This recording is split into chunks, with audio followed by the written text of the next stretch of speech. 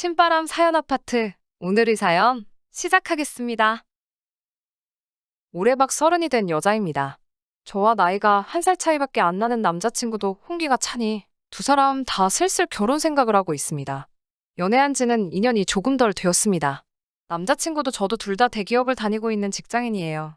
저희 집이 형편이 좋은 건 아니지만 어머니도 아버지도 두 분 다 공무원으로 은퇴를 하셨기 때문에 노후 준비는 다 되신 거나 마찬가지입니다. 제 위로 언니가 한 명 있는데 언니도 벌써 시집을 간지 3년이 넘었고 현재도 별탈 없이 잘 살고 있습니다. 남자친구가 그간 저한테 말해준 내용만 들으면 집안도 괜찮은 편이고 요즘은 시국이 이래서 다니지 못하지만 전에는 가족들끼리 해외여행도 자주 다니고 했답니다. 직접적으로 부모님에 대해서 이야기 꺼낸 건 없지만 가끔 흘러가는 식으로 말하는 걸 들어보면 부모님 노후 준비도 다 돼 있다는 듯이 말했거든요.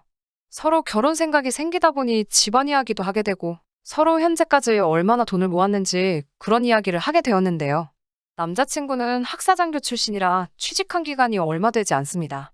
저는 올해로 회사 생활한 지 5년이 넘었고 학자금 다 갚은 뒤부터는 한 달에 200씩 적금을 들어 현재 모은 돈이 1억을 넘게 모았는데 남자친구는 따로 적금을 들어놓은 게 없더라고요. 그래도 저랑 연애 시작할 때 신입사원이었으니 연차수로는 3년이 넘어가는데 적금 같은 걸 따로 들지 않는다는 말에 처음 놀랐고 3년 동안 회사 다니며 모아놓은 돈이 2천도 안 된다는 부분에서 한 번 더 놀라게 되었습니다. 군대도 학사장교를 나왔는데 아무리 군인 월급이 적다지만 4년 가까이 복무해놓고 그때 나온 월급들은 다 어디로 간 건지 사실 잘 이해가 가질 않았습니다. 아무리 회사 생활 시작한 기간이 저보다 3년이나 짧다고 해도 여태껏 모아놓은 돈이 그것밖에 없다는 사실을 믿을 수가 없었어요. 제가 속물일 수도 있지만 아무리 좋은 회사를 다니고 있다고 해도 경제관념 없는 남자와는 결혼하기 싫었거든요. 그래서 저는 이 남자와는 결혼을 안 할 수도 있겠다는 생각을 조금 갖게 되었는데 결혼 이야기를 서로 동시에 꺼냈다 보니 남자친구는 우리 결혼하게 되면 이러면서 틈만 나면 결혼 이야기를 꺼내더라고요. 솔직히 조금 마음이 붕 떠 있는 상황이라 남자친구가 뭐라고 하는지 집중도 안 되고 들리지도 않았습니다. 모아놓은 돈이 차이가 많이 나는 것 때문에 그러는 걸 눈치를 챘는지 하나둘씩 돈을 못 모은 이유에 대해서 구구절절히 설명을 하더라고요. 자기 여동생이 현재 미국에서 미대를 다니고 있어서 자기가 학비를 조금 보태준 게 있다는 듯이 말하다가 부모님이 노후 준비가 안 돼 있어서 부모님 앞으로 드리고 있는 돈도 조금 있다는 말을 하더라고요. 그래서 여태까지 돈을 많이 못 모은 거라며 앞으로 우리 둘이 결혼하게 되면 같이 살면서 열심히 모아 집도 사고 여행도 다니자고 하는데 저한테는 그 말이 제가 번 돈으로 자기 여동생 학비도 내주고 부모님 생활비도 드리자고 하는 말처럼 들렸습니다. 연애하면서 동생이 있다는 사실도 이번에 처음 말해주는 거라서 조금 어이가 없었습니다. 동생이 있는 건 왜 말 안 했냐고 하니 미국에서 유학 중이라 저한테 소개시켜줄 수가 없으니 유학하는 동안은 없는 거나 마찬가지인 셈이라 알려주지 않은 거라 설명하더군요. 없는 거나 마찬가지인 여동생 학비는 왜 내줬나 싶고 여동생이 아주 장래가 촉망받는 화가가 될 거라면서 여동생이 그렸다는 그림들을 저한테 자랑하듯이 보여주는데 솔직히 저는 잘 모르겠더라고요.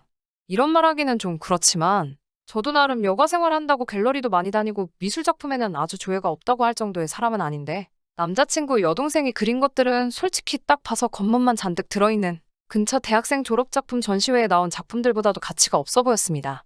정말 재능이 있고 장래가 촉망받는 화가라면 학교에서 장학금까지 내주며 데리고 있을 텐데 학비 내주고 있다는 말을 들으니 말한 만큼 재능 있고 촉망받고 있는 인재는 아닌 듯 하고요. 제가 봐도 딱히 재능이 있어 보이지는 않는데 수많은 미대생들을 배출시켜온 미국 대학교에서 볼 때는 오죽할까요? 심지어 여동생이 27살인데 아직도 대학생이고 저랑 만나온 2년 동안 여동생은 대학생이었고 아직도 대학생이라는 소린이 27살인데 현재 몇 학년인지 짐작조차 가지가 않습니다. 본인 돈으로 학교를 다니고 있는 게 아니면 대학원에 가고 싶다고 할지도 모르는데 제가 피땀 흘려본 돈 가지고 생판 얼굴도 한번 못 본 남자친구 여동생 뒷바라지 하겠구나 싶어서 숨이 턱턱 막히더라고요. 부모님은 노후가 돼 있는 거 아니셨냐고 왜 결혼도 아직 안 했는데 생활비를 드리고 있느냐 물었더니 두 분이서 식당을 하고 계셨는데 코로나 때문에 문을 닫게 되면서 어머니는 현재 집에 계시고 아버지는 자전거 타고 다니면서 배달을 하고 계신다고 하더군요. 거기서 제가 말을 잇지를 못했어요. 노후 준비가 다 되셨다는 분들이 자전거 끌고 이 추운 날에 배달 일을 하고 계신다니? 배달 일을 하시는 분들을 무시하거나 하는 것은 아닙니다. 다만 노후 준비가 다 되고 은퇴를 하셨다는 듯이 설명해왔던 남자친구의 부모님이 현재 하던 사업이 망해서 생계를 목적으로 배달을 하고 계신다는 사실을 믿을 수가 없었어요. 정말 제가 누구에게는 속물처럼 보일 수도 있지만 결혼은 현실이잖아요. 그래서 저는 우리 결혼하는 거 조금만 더 생각해보고 싶다고 남자친구한테 말했습니다. 그랬더니 남자친구가 섭섭해하면서 저를 보고 돈 밝히는 여자 취급을 하더군요. 연애하는 내내 그렇게 안 받고 그런 제가 좋아서 결혼을 결심했는데 어떻게 저보고 그럴 수 있냐며 너무하다고 자기의 믿음을 배신했다는 식으로 말을 해왔어요. 배신이라는 말에 저도 확 열이 받아서 한마디 했습니다. 부모님 노후라도 돼 있었다면 같이 알뜰살뜰 살면 된다지만 그런 것도 아닌데다가 27살에 미국에서 학비 지원받으며 살고 있는 여동생까지 있다면 제가 이런 생각 충분히 할 수 있는 거 아니냐 따졌어요. 그리고 여태껏 부모님 노후 준비가 다 되어 있다는 듯이 속여온 게 누구냐며 한마디 했습니다. 그러자 남자친구가 하는 말이 자기 월급으로 부모님 잠시 몇 년만 도와드리면 안 되겠냐고 그동안 제 월급으로 생활해도 제가 벌이가 많은 편이니 충분하지 않냐고 하더라고요. 이 시국이 끝나면 부모님이 노하우가 있으니 식당을 다시 열어 일어나실 거고 그때까지만 기다려주면 자기도 제 부모님한테 아들처럼 잘하겠다는 말을 하더라고요. 어이가 없어서 아무 말도 나오지 않았습니다. 고작 한다는 말이 제가 번 돈으로 생활을 하고 자기가 번 돈으로 자기 가족들 뒷바라지를 하겠다고 당당히 선언하는 모습 때문에요. 내가 호구로 보이냐고 소리를 질렀어요. 부모님하고 여동생 지원해주는 걸 그만한다고 해도 모아둔 돈이 한 푼도 없어 결혼도 할까 말까인데 무슨 배짱으로 그런 소리를 하느냐고 한마디 했어요. 그랬더니 짜증을 부리면서 그러면 자기가 부모님이랑 여동생 다 버리고 너랑 결혼하면 좋겠냐고 소리를 치더군요. 그래서 남자친구에게 나랑 헤어지고 넷이서 행복하게 살면 되는 걸 가지고 부모님하고 여동생을 뭐하러 버리냐고 나 하나 때문에 가족까지 버릴 필요 없다고 했죠. 그랬더니 저보고 완전 김치녀 신부 아니냐고 하면서 여태까지 저를 만난 시간이 아깝다며 성질을 부리고 혼자 가버리더라고요. 그리고 그 뒤로 전화도 안 받고 며칠째 전화 연락이 통 안 되네요. 이거 헤어진 거 맞죠? 제가 찼어야 하는데 차인 것 같은 기분이 들어서 조금 기분이 그렇네요. 아무튼 남자친구 말대로 저도 여러모로 시간 낭비한 것 같고 한편으로는 제가 진짜 돈 밝히는 속물인가 싶어서 찝찝한 기분도 있습니다. 여자가 30 넘으면 결혼 시장에서 경쟁력이 하나도 없다는데 조금 걱정이 되기도 하네요. 후기입니다. 정확하게 그날로 5일이 지난 주말에 새벽 3시가 돼서 남자친구한테 전화가 왔어요. 혀가 꼬부라진 게 술을 얼마나 처먹었는지 제 이름도 제대로 부르지 못하더라고요. 술은 그렇게 취해가지고는 제 마음을 돌릴 만한 번 듯한 거짓말 하나 제대로 못하더군요. 저를 아직도 사랑하네 어쩌네 하면서 그날 일에 대해서 사과를 하는가 싶더니 부모님 생활비랑 여동생 학비는 어떻게 할 거냐고 물어보는 저의 질문에는 술이 취한 게 맞는 건지 아니면 꼬부라진 혀가 갑자기 펴진 건지 말을 아주 또박또박 잘하더군요. 제가 눈 한 번만 딱 감고 자기 가족들 도와주면 저한테도 손해볼 게 하나도 없다고 또 장황하게 설명을 하더라고요. 여동생이 화가로 대성하면 우리 그냥 두겠냐는 둥. 부모님이 식당 영업만 다시 시작하시면 노후 준비해드릴 것도 없다고. 여태까지 드린 돈은 물론이고 나중에 그 식당까지 그대로 우리가 물려받을 수 있다고 잘 좀 생각해보라고 하더군요. 우리가 아무리 날고기는 대기업 다닌다고 해봐야 40살이면 정년이지 않냐고.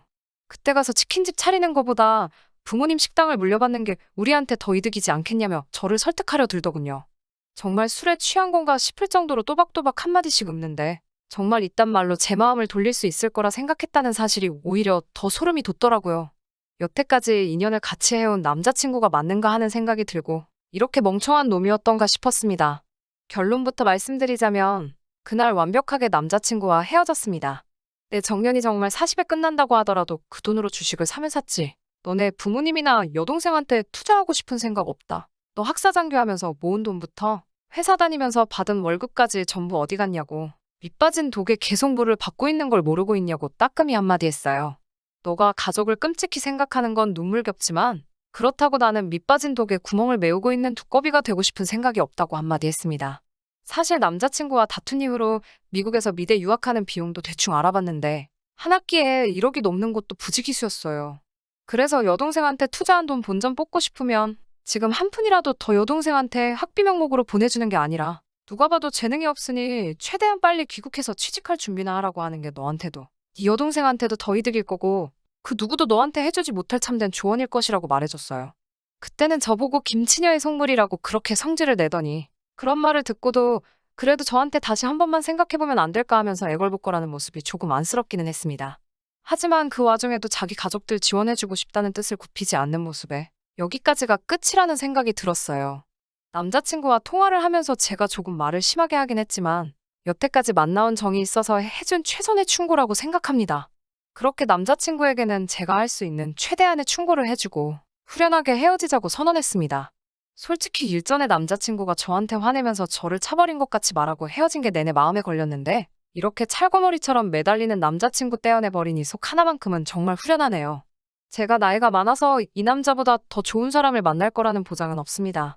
하지만 적어도 저를 자기 가족들 뒷바라지하는데 사용할 목적으로 결혼을 하고 싶어 하는 사람보다 진정 저를 아껴주고 두 사람의 미래를 같이 그리고 싶어 하는 사람을 만났으면 좋겠네요. 끝까지 들어주셔서 감사합니다. 오늘의 사연은 여기까지입니다. 구독과 좋아요, 알람 설정 부탁드리고 더 좋은 사연으로 다시 찾아뵙겠습니다. 감사합니다.